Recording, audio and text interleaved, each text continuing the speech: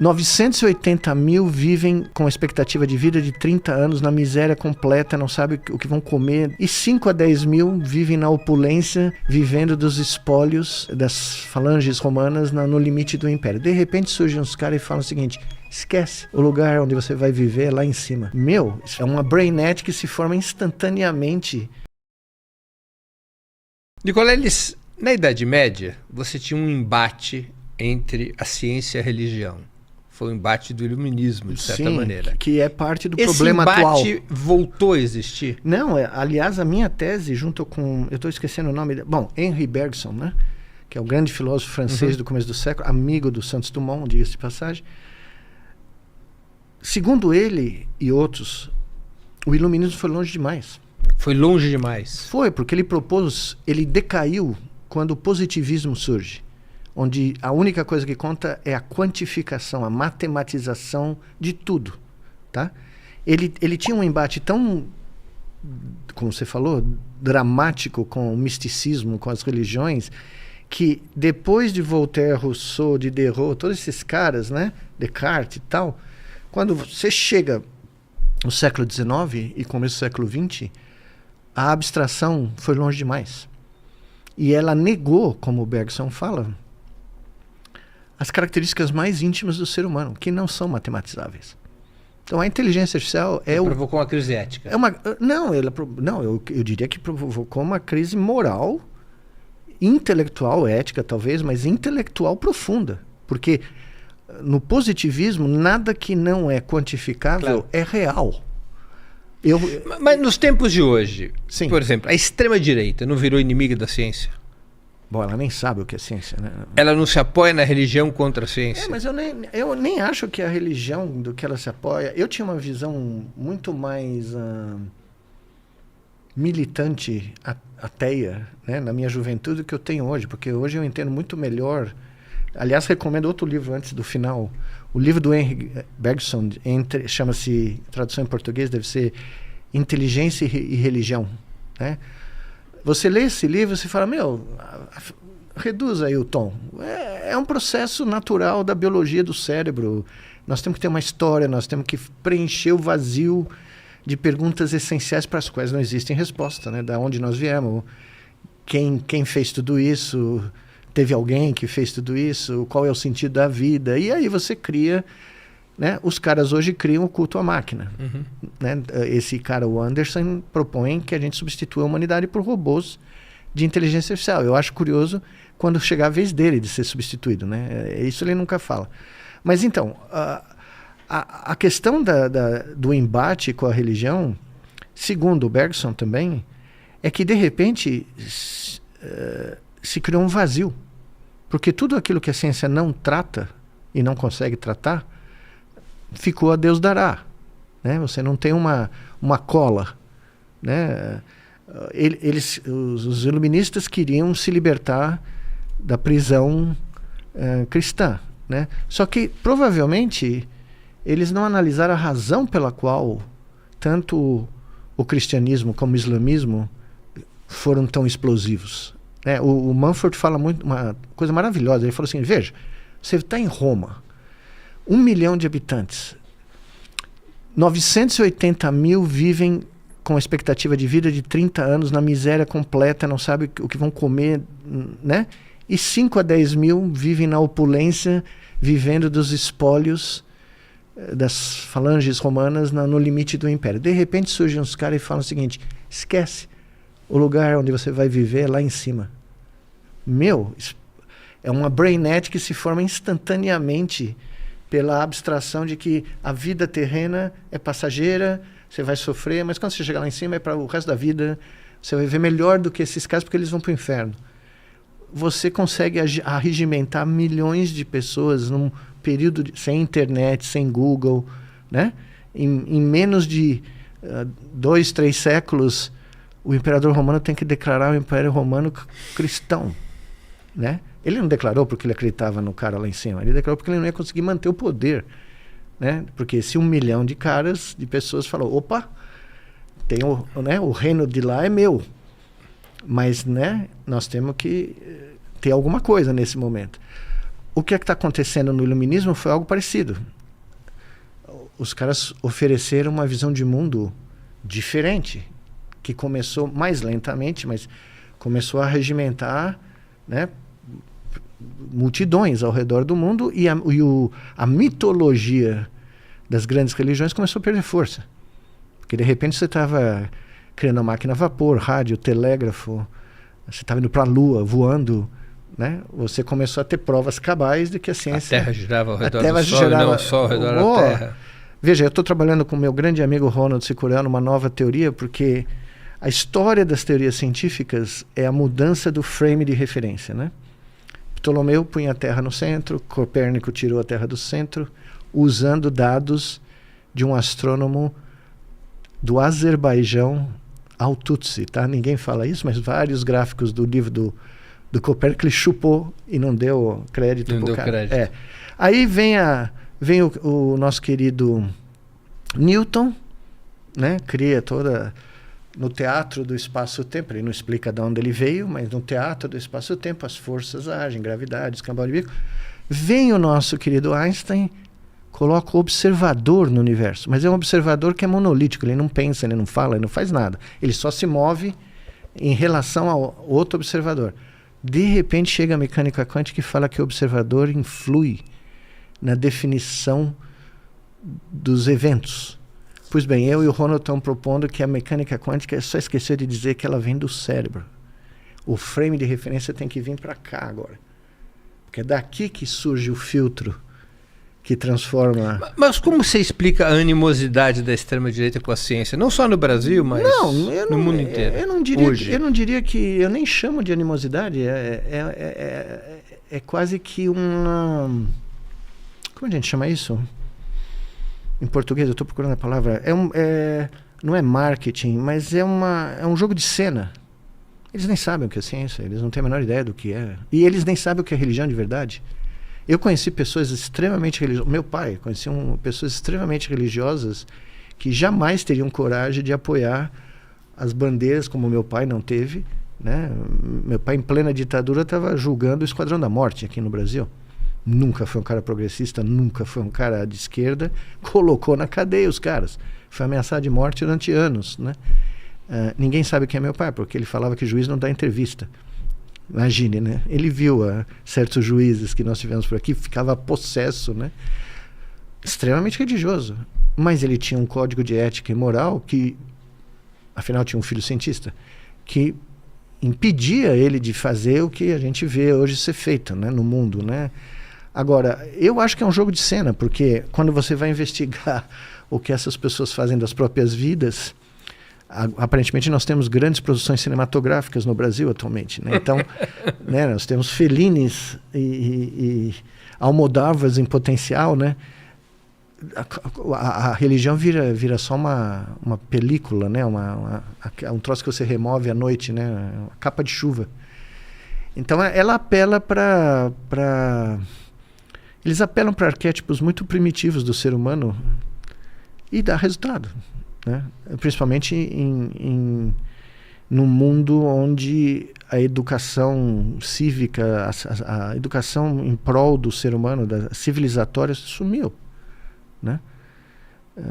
Por que de repente aparece um cara que é, né, como o nosso querido Flávio Bolsonaro aí, eu não devia falar o nome, o filho do Inominável. De repente o cara tem 40 e tantos % de votos, com todo o histórico do indivíduo, porque nós, a elite intelectual dita de esquerda no Brasil, abandonou um projeto de educação política também, né?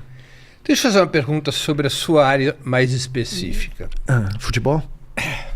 Se você entendesse de futebol, você não era palmeirense, né, Nicoleles? Você vê? Vamos combinar. Quem entende de futebol torce para o Santos Futebol Clube. Exato. Eu não vou abrir a boca. A prova científica. A praxe científica não permite. É por conhecer tanto a cabeça do homem é que você não acredita em Deus? Não, não é nem isso. Eu nem conheço bem a mente humana. A mente humana ainda é um mistério, né? São milhares. As sinapses que acontecem. Eu conheço ali dentro, alguns pequenos princípios. Hein? Não, eu mencionei isso recentemente. Eu acabei de ler um livro de um de um filósofo, o Henri Bergson, que era o filósofo mais famoso do mundo no começo do século, um francês. Ele viveu em Paris na mesma época do Santos Dumont, aliás. E ele era um cara que as aulas dele públicas, porque ele dava aulas públicas, né?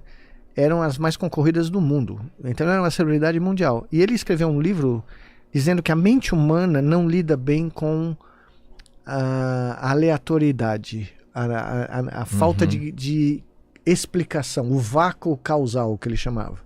Ou seja, os buracos que a gente não consegue entender do universo precisam ser preenchidos, porque a mente humana começa a entrar em agonia, começa a entrar num grau de ansiedade, de pânico, de não conseguir explicar, né? Alguma coisa. Coisas que são fora de onde veio o universo. Por que tem o sol todo dia? Você imagina na pré-história, os caras indo dormir falando, será que ele vai voltar? Será que amanhã o troço sobe de novo? Né? Será que o... vai durar isso? Até quando? Né? É real. É real. Né? Os egípcios era talvez... uma dúvida válida, né? Era uma dúvida consistente, né? Então, aí o que acontece? De acordo com o Bergson, que era um homem religioso, inclusive, os mitos são a primeira tentativa da humanidade de preencher esse vácuo. Não explicável, vamos dizer assim, ou aleatório, ou randômico, né? Os mitos, os grandes mitos da humanidade, né? Gilgamesh, Odisseia, Ilíada, são tentativas, né, de criar um preenchimento para essa falta de explicação lógica do porquê nós estamos aqui, para que serve a vida, para onde vai o universo, de onde ele veio, ele vai acabar ou não vai acabar. Tanto é que é muito interessante, ele fala, para pensar, os deuses gregos são imortais, né? Todavia, toda a história que vale a pena ser contada dos deuses gregos, para eles e para nós, para os gregos e para os deuses deles, são quando eles vivem como mortais, quando eles descem para a terra e se apaixonam, e, né, Afrodite acha seus parceiros, Zeus cria seus filhos, e, enfim, tudo nos deuses gregos não é a imortalidade que vale a pena. É a vida humana como mortal que vale a pena. Então os gregos acharam uma solução Acho pro que problema. pra eles até lá é um tédio. É né? um tédio, é um horror. O legal é que... Imagine você ficar olhando pro resto da sua vida, né, para Apolo. Né, Tedioso. Deixa eu descer lá pra lá e ver curtir coisas alguém. mais interessantes ali. Bom, enfim, os gregos acharam uma forma de fechar esse buraco, né? E outras civilizações encontraram. Eu acabei de ler um livro fenomenal sobre o Império Persa, sobre a história dos persas, que a gente não sabe nada. E os gregos invejavam os persas. Os gregos usaram várias coisas dos persas, inclusive a linguagem, roubaram várias coisas dos persas. Roubaram é um termo muito pesado, importaram, vamos dizer, para criar... Se apropriaram, exatamente. Inclusive ambicionavam dominar o Império Persa. Alexandre o Grande, a obsessão dele era tomar a Pérsia, porque a Pérsia era o símbolo mais poderoso de império, de poder da época. Ainda naquela região ainda é, né, diferenciada ali do Oriente. E aí você tem, de acordo com o Bergson, e eu gostei muito dessa explicação, você começa a ter um processo mais avançado não é só mitologias, não são só... Né, eu sempre gosto de falar dos mongóis, que a última civilização humana que tinha um deus analógico, não tinha barba, não tinha cara, não tinha mão, era o céu azul, era o deus dos mongóis, o Tengris, né? Pois bem, as civilizações começaram a sofisticar essas abstrações, começaram a criar abstrações muito mais elaboradas, e é daí que surgem os deuses, né? E são criações da mente humana, para mim, não tenho a menor dúvida disso, e não estou sozinho nisso, tem milhares de anos de filosofia que, né, batem com isso, e não tem nada de mal, eu não vejo nenhum problema com isso. Agora, no mundo atual, hoje você tem conflitos baseados em diferentes abstrações. As pessoas se matam porque cada um tem uma abstração diferente da outra, sendo que até onde a gente tem os maiores conflitos hoje em dia no mundo, as pessoas viviam...